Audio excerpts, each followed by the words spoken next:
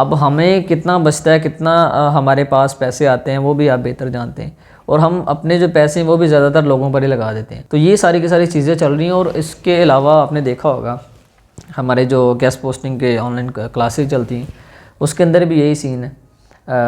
और हम तो कहते हैं ना कि जो लोग हैं वो कहते हैं कि हमारे साथ स्कैम होता है, तो यहाँ पर हमारे साथ स्कैम हो रहा है।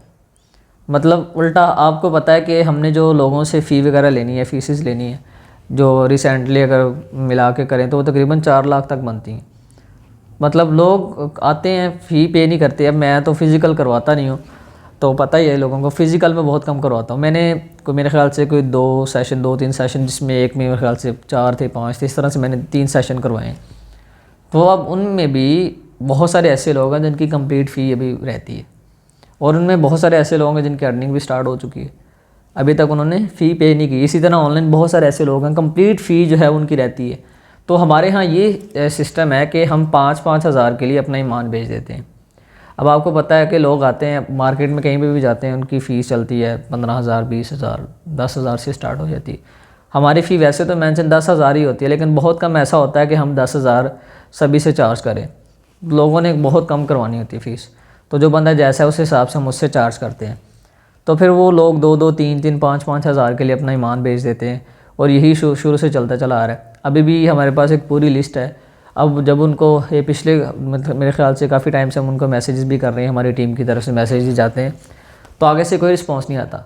तो एक साहिब हैं, वो कहते हैं कि आज से कोई 2 माह पहले की बात है, कहते मैं उम्रा करने के लिए आया हूँ। कहते हैं उम्रा करने के लिए आए हैं। फिर हमारी टीम की तरफ से उनको मैसेज भेजा गया जिसके अंदर ये लिखा था कि ऐसा उम्रा किस काम का, लोगों का हक खाने के बाद किया जाता है। उन्होंने फिर उसके बाद जो है वो कहा कि ठीक है, आपकी जो फ़ी है वो पहुंचा दी जाएगी।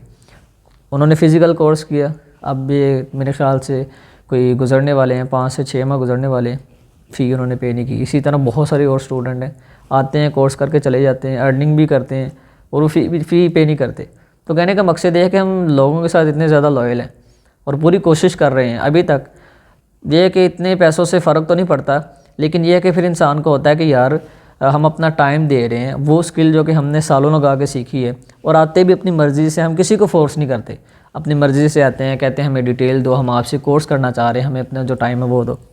तो बस वो जो पैसे हैं, समझ लें टाइम के भी पैसे नहीं है, बस वो जो स्किल है जो कि हमने मेहनत की है, वो लोग पर्सनली आते हैं सीखने के लिए, बस उसका थोड़ा बहुत होता है। और दूसरे नंबर पे ये एक चीज़ होती है कि लोग फ्री की कदर नहीं करते। जब हम थोड़ा बहुत चार्ज करते हैं, पैसे लेते हैं, फिर उनके माइंड में ये चीज़ होती है कि हमने पे किया, हमने फ़ी पे की है और हमने इसको सही से सीखना है। जब आप किसी को फ्री में ऑफ़र करते हैं ना, तो वो नहीं करते।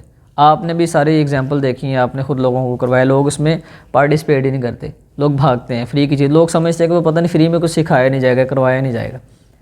तो हम जो है वैसे भी इन चीज़ों की तरफ है नहीं, हम करवाते हैं लेकिन बहुत कम करवाते हैं।